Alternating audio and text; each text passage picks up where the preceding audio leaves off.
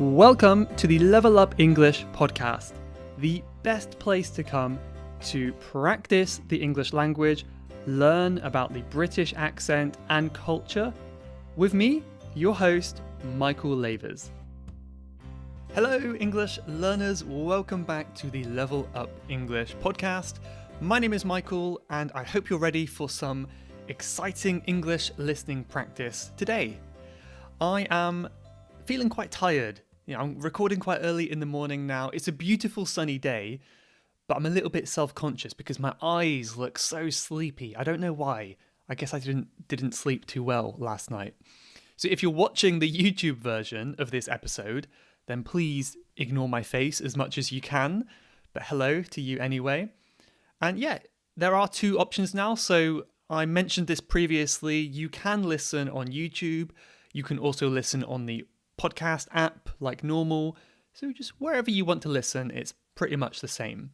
But I've kind of given you that option to have YouTube or podcast app. If you want to listen on YouTube or watch on YouTube, you can just type in Level Up English Podcast and you should find it there somewhere. But yeah, a little bit tired, but it should be okay. I feel good. I think it's just in my face, really. Today I've got a topic all about mysteries of the world, unsolved mysteries. And I think it's a really exciting topic, and I'm looking forward to getting into this a bit more. I've been quite busy recently, and hopefully the members will have seen that as well. So over on Level Up English membership, well, first of all, I've finally updated all of the transcripts. So now every single podcast episode has both a PDF transcript and a live transcript.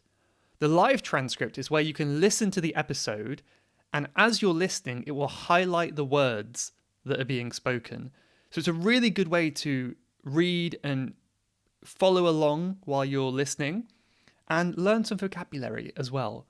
And it took me so many days and hours to do, so I really hope that is useful for people. So I've got all the transcripts on the membership. I've also added more courses. I've got group lessons. That's a big thing. So I started group lessons a couple weeks ago, and that was really fun. We had a conversation class we had hobbies and culture and things like that. And if you want to join these group lessons, all you have to do is become a member. It's that simple. So we've got group lessons every couple weeks, maybe 4 lessons a month, something like that. I've started a new pronunciation course as well. So every week, every Tuesday, I'm planning to upload a new lesson, a video lesson on pronunciation. So I really hope you find that helpful too. And people have also been taking part in the weekly writing course. So there's so much stuff going on. I really, really love my work at Level Up English, and hopefully that is shown through the content too. But people are writing every week about different topics, and I'm correcting the writing, and it's really cool to see what people are doing and what people are coming up with.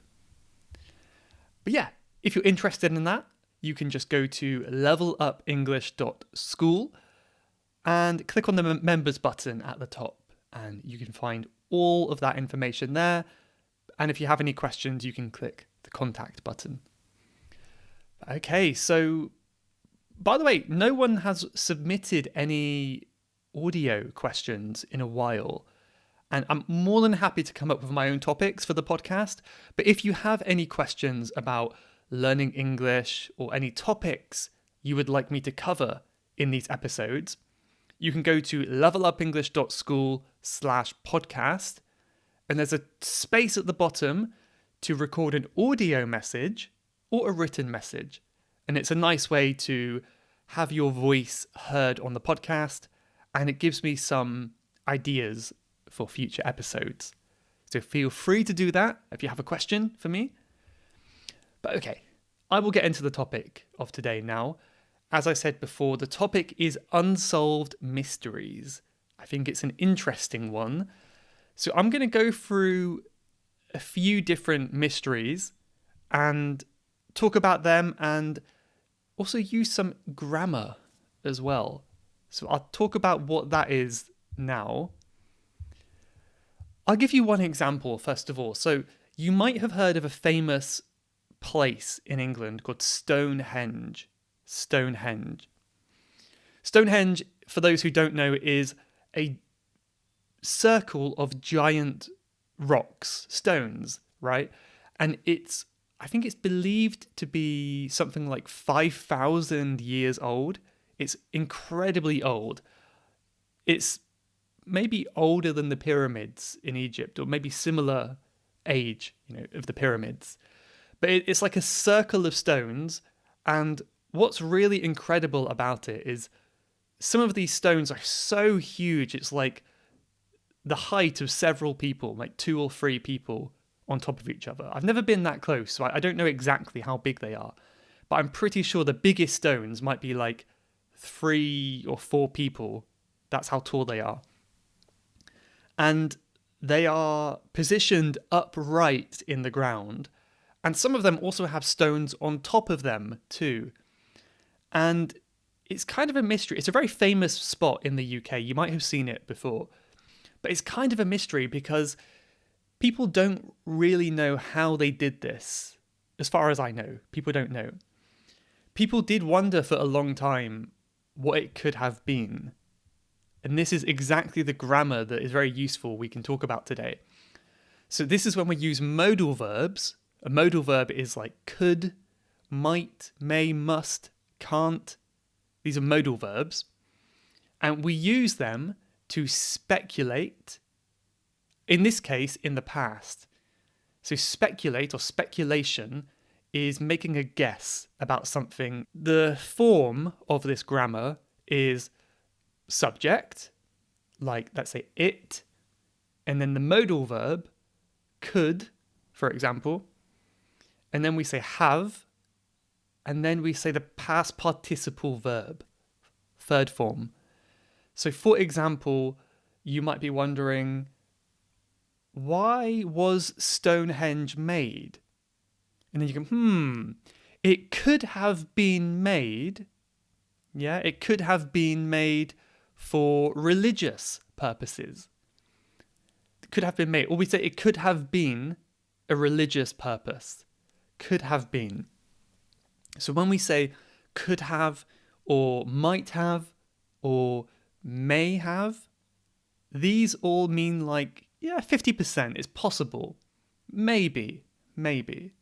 Could have, might have, may have. Yeah. If you want to say it really quickly, we would say could have, might have, may have. Yeah, may have. Sounds a bit strange. It may have been. And the been becomes been, right? Could have been quickly becomes could have been. Could have been. That's interesting. Must have means definitely, 100%, must have been. Definitely. And then can't have means no way, impossible, 0%. It can't be true. It can't have been true. Yeah, so regarding Stonehenge, as far as I know, it's a calendar of sorts. So I think the different stones represent seasons and months of the year, maybe days of the month as well. So it's this big solar calendar. As far as I know, that's what I've seen online. And it's really fascinating that when we think of these primitive people from 5,000 years ago, we kind of think, they weren't so smart. They were just beating things with their sticks, But I think that they're a lot smarter than people give them credit for. And it's amazing they were able to make this really intricate, complex calendar based on the sun and the seasons. Regarding how they built it, I feel like it's more of a mystery. I don't quite know. I heard one theory that, let me go back to the grammar here, it might have been made with, I don't know how to describe it, but I've seen pictures online where it's like they've had like logs of wood, obviously circular logs, where the rocks are rolled across these logs, kind of like wheels, basically, like wheels. And then using lots of ropes, they're able to kind of pivot the rock into the place in the ground.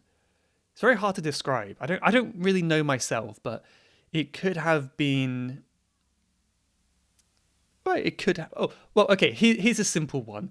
Many people speculate, they guess, Stonehenge could have been placed by aliens. This is true. Many people actually believe it was aliens. So that's much easier to explain than what I was trying to do. Another kind of mystery are... Oh, okay, this is a good one. Bigfoot. Have you heard of Bigfoot? Bigfoot, there's a very famous picture of Bigfoot. If you Google Bigfoot, you search online, it's essentially a mythical creature who looks a little bit like a gorilla, but people say he's bigger and more human-like. You know, gorillas tend to be more on all four limbs, hands and feet. But this Bigfoot, he stands on his 2 feet, 2 back legs, like a human. And many people debate whether Bigfoot is real. I believe he is supposed to live in... neighbours doing construction. Hopefully that's not too loud. That's very annoying. But I believe Bigfoot is supposed to live in America or Canada, perhaps, in the woods in there. And many people wonder whether he really exists. Like, is Bigfoot real? And personally, I don't believe it. I think he can't be real. He can't be real. It's impossible.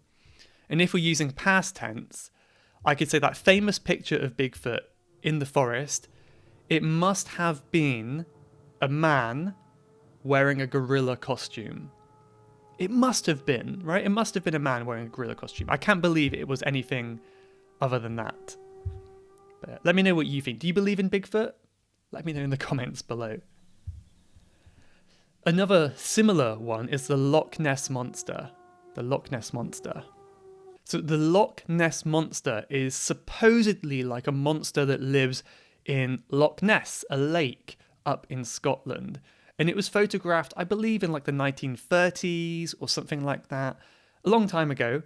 And it looks kind of like a dinosaur or an elephant's trunk coming up out of the water. And people believe it's some dinosaur or big monster that's remained hidden in the lake. And it's a huge lake, by the way. It's a really, really big lake. So it's, you know, it's hard to find it if it were real. But again, I am very skeptical of this. I would love to believe in the Loch Ness Monster, but I'm very skeptical. I just can't believe that it's real. I know many people think it must have been a stick or a log floating in the water.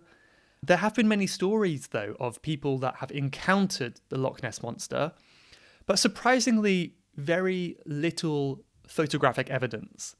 So that's what really makes me skeptical. You know, we've got photos and cameras in everyone's pockets these days, and yet no one has seen it. I suppose it could be possible that the Loch Ness Monster used to exist, but maybe now it's died because, who knows, pollution has killed off its food sources in the lake. Could be, but then you'd think we would find some evidence of its remains, right? So I'm very skeptical of that.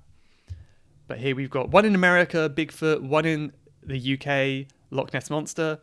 Let me know, leave a comment or send me an email and tell me if you have any mythical creatures where you're from. Maybe some creatures that people kind of believe but are not so sure about. That would be interesting to hear. We have many more unsolved mysteries here. Oh, okay, this is a good one. This is Area 51. Area 51. So Area 51 is a military base in a remote part of the Nevada desert in the USA. And the reason why this is surrounded in controversy, or perhaps shrouded in mystery, that's a good term, shrouded in mystery. Shrouded is like covered, hidden in mystery, something like that. Mystery is all around this base. And it has many connections to extraterrestrials. That's a hard word to say. ET for short. Extra, I guess, means kind of outside. Terrestrial means Earth. So it means outside Earth, aliens, in other words, right? So many people believe that this is a kind of military base where they do experiments on aliens, and maybe they've got lots of alien technology and alien spaceships there. And there's many kind of sightings and UFO sightings around this area. Lots of evidence or supposed evidence for this myth, for this mystery, but no hard proof that there are aliens there.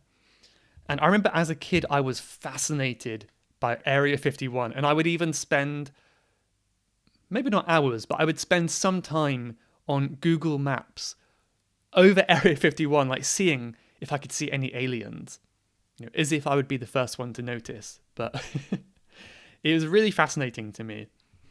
And it's very mysterious. I think, of course, they want to be protective of their secrets because, they've got maybe secret military equipment and technology that they don't want to be public in that base. But again, I don't want to be always so negative, but I'm skeptical that there are any aliens there. I do believe in aliens. I think there are aliens in the universe, but I am not sure that they've been to Earth. The universe is so big, I think it's very unlikely that any aliens would have come to Earth, right? So I think any UFO sightings at Area 51, I would say it might have been military aircraft tests, right? It might have been these tests. So maybe the US military have these like really advanced flying drones and things like that, and they're testing them around the desert there, and people think they're UFOs when really it's just military equipment and helicopters and drones and stuff like that. That's my assumption. But I am more than happy to believe in aliens if there's some proof. I really want to believe. But yeah, let me know what you think about that one too. Let's see, another... this is kind of a mystery, I suppose. Cave paintings. There are these, specifically, I think it's the Magura cave in Bulgaria. And there's some beautiful cave paintings. I don't know how old they are, but probably tens of thousands of years old. Really, really ancient paintings on the inside of a wall in a cave. And you can see some animals, maybe some deer. You can see people's handprints as well. This is really cool. So you've got the hands of the people who lived there, small children's hands and adults' hands. And it's really cool to see that. I think it's nice. And people often wonder, like, why do people do these cave paintings? What's the meaning behind it? Like, is it some kind of message? What does it mean? And I'm always fascinated by ancient history. I think it's so cool. I would say, though, there's nothing so deep about these paintings. In my opinion, it must have been for, perhaps artistic purposes. They want to express themselves artistically and creatively. I'm sure humans have wanted to do that for a long time. And also, I think people have this like natural tendency to want to leave their mark on the world, don't they? So nowadays we have people trying to change the world and become famous and all this kind of stuff. But back then you couldn't really do anything that would help you be remembered, really. So I imagine like the people put their hands on the cave wall, perhaps to kind of immortalize themselves. Immortalize means make them live forever. And it worked, right? Long after they're gone, tens of thousands of years after they've died, we still have their handprint today. And yeah, I think that's kind of cool. I feel like that was the purpose, right? It was just to kind of represent the people living in their tribe. And it's like a nice mural, perhaps. But I know this kind of a visual thing, so what I will do, I will put these photos on the blog post, which you can find at levelupenglish.school/podcast151. So if you go there, you can see what I'm talking about. There'll also be a link in the podcast show notes. And yeah, let me know what you think about these as well. I'd also like to hear if you have any mysteries to suggest to me. Let me know what you think is the most fascinating mystery in the comments below. I love this topic, and I hope you enjoyed hearing the ones I mentioned today. Yeah, I'm quite skeptical of a lot of them, as you can tell, but I just like thinking about them. Like, what if they're real? What if they're real, And when you do think about them, have a think of that grammar that we practiced today, the could have been, speculation with modal verbs. Very useful. Okay. I guess I'll leave it there, but a few things I can leave you with before we say goodbye today. On the private podcast this week, I've got some things coming up. So last week, a few days ago, I did an episode on the private podcast, which was advice to my younger self. Very personal episode where I was thinking, if I could meet younger Michael, what advice would I give him? And that was an interesting chat. So that's on the private podcast. And I've got another episode coming in a week or two, talking all about what I'm doing differently this year. So how you can simplify your life and focus on the important things. And I'm going to be talking a little bit about how I'm doing that and my progress with my New Year's resolutions in the first couple months of the year.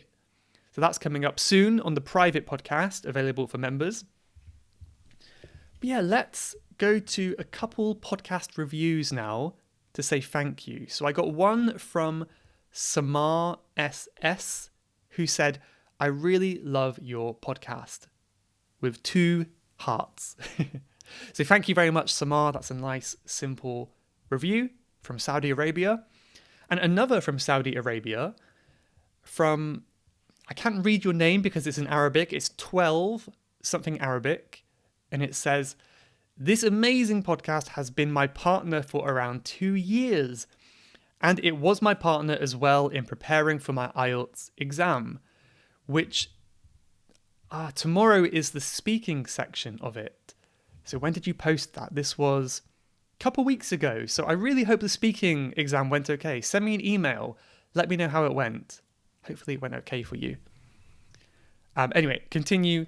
I'm spending the last moments hearing some episodes to calm myself down and get more knowledge, hopefully. Thank you, Michael. That's so exciting. I'm really happy to hear that. I always think it's so important to try to be as calm as possible before an exam. And hopefully I can help in some way. That's nice to hear. So thank you, both of you, to your reviews today. Let's end with a quote from Instagram. This quote is by Tom Reynolds, who says, I'm always impressed by people who can speak another language. 2 people talking what sounds like utter gibberish, yet making complete sense to each other, never fails to entertain. So I like this one. This phrase, utter gibberish. Utter means completely, utterly. I'm utterly stupid. I'm completely stupid, for example. Gibberish means like nonsense. You're kind of blah, blah, blah, blah, blah. You're not making any sense. You're talking like a crazy person. So I love this way of thinking because when you hear a foreign language, it is gibberish, right? It's just random sounds. And it's unbelievable that, to me, it's just noise. But to some people, there's meaning and emotion and all this stuff behind these words, behind these sounds. And I like thinking about this way. So when you think about English, it's maybe easy to forget that in the past, it was gibberish for you. So now, I guess you can understand me, right? If you're listening to me. But in the past, it would have just been like, blah, blah, blah, blah, blah, but just noise. And I think thinking about this really makes you appreciate how far you've come. It's really amazing. So give yourself a pat on the back, because you have transformed this gibberish into comprehensible sounds. So good job. I'll leave it there for today, but thank you for watching and listening, and I will see you next week for episode 152. Have a good week. Goodbye for now.